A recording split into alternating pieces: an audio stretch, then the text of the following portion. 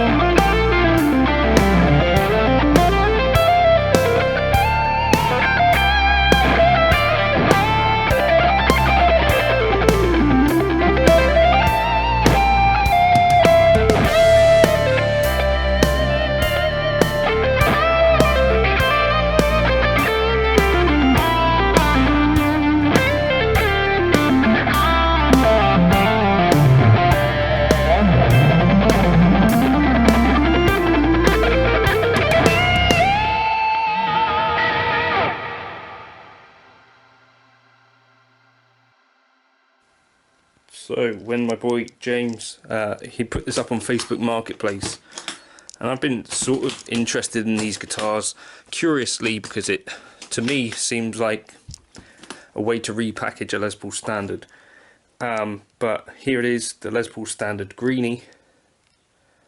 Of course, you know this guitar first as a guitar that Kirk Hammett played, then as a guitar Peter Green played, and then some other guy, Gary or something, played it. I think basically a Les Paul Standard, these two pickups are sort of the differentiating factor, and here. But this one has a pretty cool top, has to be said. Kind of a satin finish, not terribly unlike the Epiphone Lazarus, and also not super unlike the Les Paul Faded, which might have to look at the specs of that, because that might be a way to get in the game.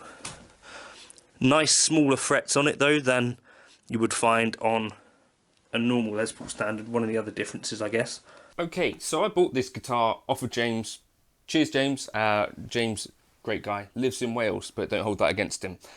He's the same guy that I actually bought the Les Paul Standard 2002 off, which you saw me play quite a bit.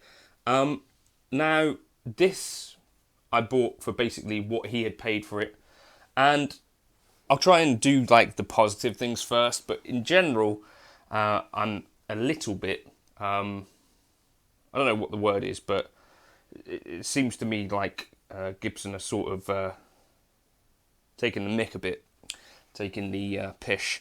Right, so the good things, I think these pickups sound really, really, really, really good. Now, these are exactly the same pickups, except for the covers are not aged, as you would find in the Murphy Lab version or in the most expensive version, I think. Now, I think these are the highlight of this guitar.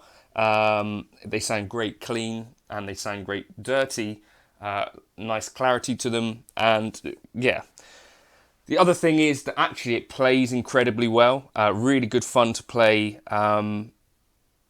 And yeah, I'm enjoying it. I've compared it sort of playing myself with the Epiphone Lazarus as well, and yeah, I have to say it plays incredibly well. So that's a positive. You know, it's not a thing where it's like difficult to play or there's a dodgy fretwork or anything.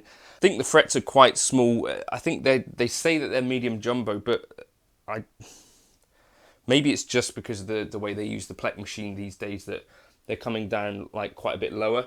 Now, the negative to this is that realistically, this is not much different at all from a Les Paul standard 50s faded.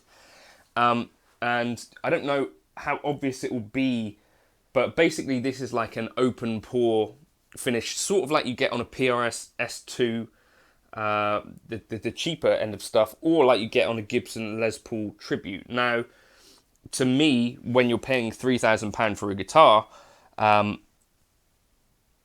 obviously I did know to expect this from photos, but I think there might be some people that have bought them and then thought, well, hold on, that's, you know, a satin nitro finish is what they've called it, but in a lot of ways, to me, it's kind of, yeah, I don't know. It's like that faded Les Paul, or like the Gibson Les Paul tributes, and it's got quite a rough kind of feel to it. If you watch Trogley's demo of one of these as well, that's really good for getting a sense of what the guitar is like. I've taken some photos to put up in there. Now, one of the trickiest parts of making a Les Paul, supposedly, is the scraping of the binding, and because they're not then putting nitro, kind of a thicker nitro finish over that, you do see more scraping marks on the binding than you would usually. So that's something to look out for as well. This is going to age incredibly quickly, I'd imagine, because that is a tiny kind of thin finish. There, you can also kind of see there's like a transition between the binding and the wood.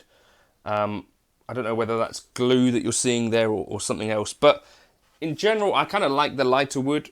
But as I say, it is basically what they do on some of their cheaper models, and obviously the reason they do it on their cheaper models is because it allows them to make the guitar for cheaper, and which then begs the question, why is this £3,000? It's just because they can charge that, right? It doesn't have the logo up on the top here either, because that came off on the original Greeny.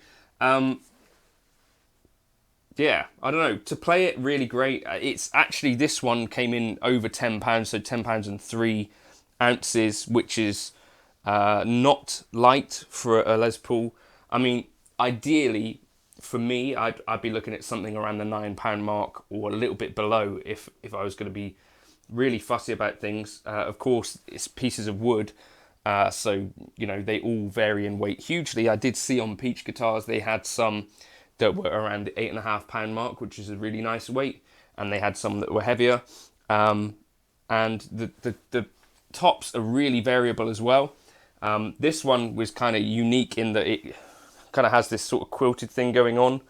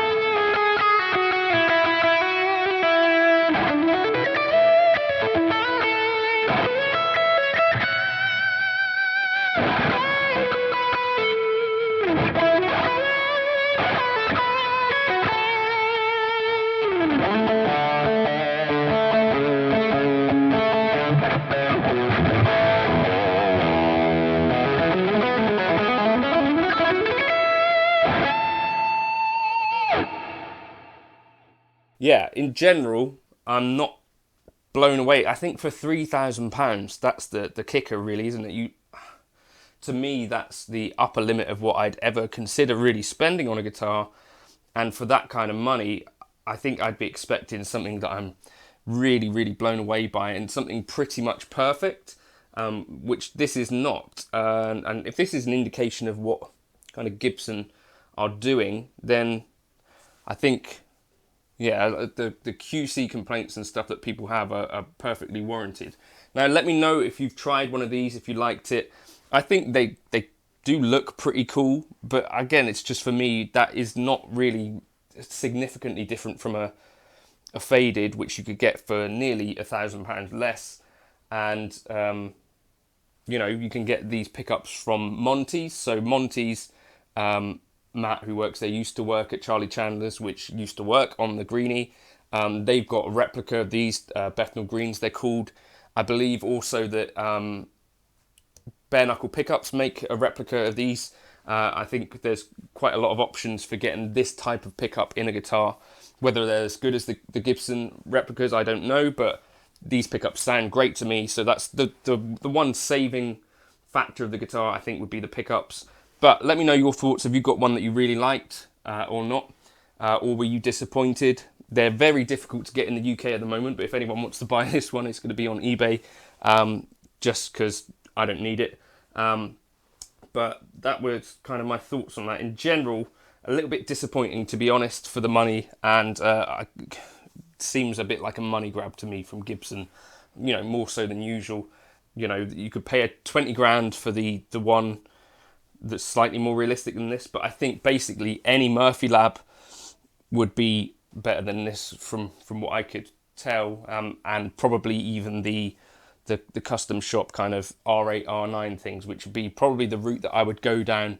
If I was going to spend 3 grand on one of these again, I'd probably just think, well, if I spend an extra £1,400, I can probably get a much better guitar for the money. So that would be my thoughts on that. Let me know your thoughts in the comments. Sorry it's not entirely positive if you're watching this Gibson, but I've got to be honest about it. And that's kind of my thoughts on that. But it does sound and play really good, so not a total disaster. Getting down to the nitty and gritty with this guitar, when you look at it up close, I think this, to me, does not look like something you'd expect a £3,000 guitar to look like, to be honest with you. And I know, to me, some of this looks really good in some ways, but it's also like a really thin kind of porous type finish, which, I don't know, they didn't make that super clear in the blurb about this. Obviously we know that Gary's actual guitar is proper like nitro finish and relic and all that stuff. Smaller frets, but you know, quite a lot of, I don't know, sort of marks in the binding and stuff.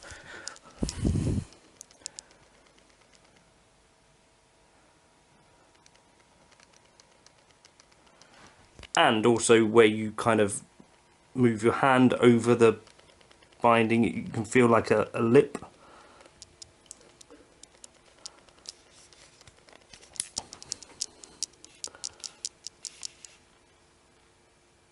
Not the cleanest cut nut ever either.